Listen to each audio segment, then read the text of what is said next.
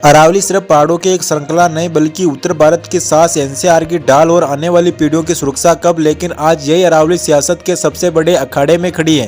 राजस्थान में अरावली पहाड़ियों की संरक्षण को लेकर राजनीति और पर्यावरण की बहस एक बार फिर से तेज हो गई है।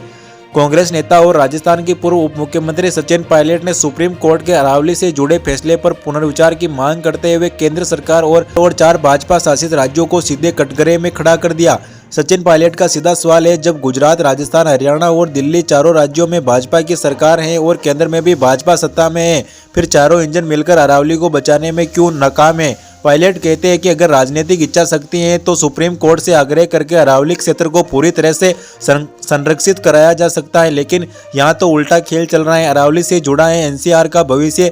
सचिन पायलट ने चेतावनी भरे लहजे में कहा, अरावली पहाड़ियाँ पूरे एनसीआर के लिए प्राकृतिक सुरक्षा कवच की तरह काम करती हैं। ये पहाड़ रेगिस्तान को रोकते हैं, हवा को साफ रखते हैं, भूजल को रिचार्ज करते हैं और जैव विविधता की रक्षा करते हैं। अगर अरावली में अवैध खनन और पर्यावरणीय दोहन इस तरह से चलता रहा तो इसके परिणाम बेहद भयानक होंगे। रेगिस्तान का विस्तार तेज होगा, दिल्ली एनसीआर में प्रदूषण और बढ़ेगा, पानी का संकट और गहराएगा और वन्य जीवों का अस्तित्व खतरे में पड़ जाएगा।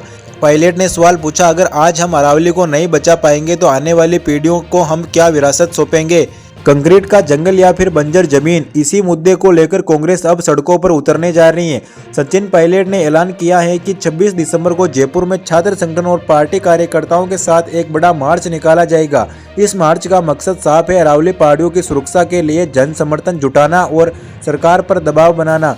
पायलट का आरोप है कि भाजपा सरकार अवैध खनन पर जानबूझकर आंखें मूंद बैठी है, जिससे पर्यावरण को गंभीर खतरा पैदा हो रहा है। अगर अभी ठोस कदम नहीं उठाया गया तो पूरे क्षेत्र की परिस्थिति की पूरी तरह असंतुलित हो जाएगी। इधर कांग्रेस के पूर्व मुख्यमंत्री अशोक गहलोत ने भाजपा पर सरकार के मानसा पर और बड़े सवाल खड़े कर दिए। गहलोत ने साफ कहा कि साल 2003 में तत्कालीन राज्य सरकार को एक विशेषज्ञ समिति ने आजीविका और रोजगार की दृष्टिकोण से 100 मीटर की परिभाषा की सिफारिश जरूर की थी।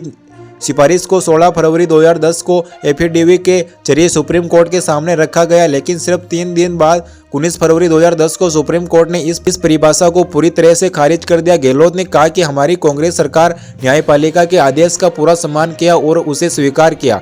इसके बाद फॉरेस्ट सर्वे ऑफ इंडिया इसे अरावली की मैपिंग करवाई गई और इतना ही नहीं, कांग्रेस सरकार ने अरावली में अवैध खनन पकड़ने के लिए पहली बार रिमोट सेंसिंग तकनीकी के इस्तेमाल के निर्देश दिए। 15 जिलों में सर्वे के लिए 7 करोड़ का बजट आवंटित किया।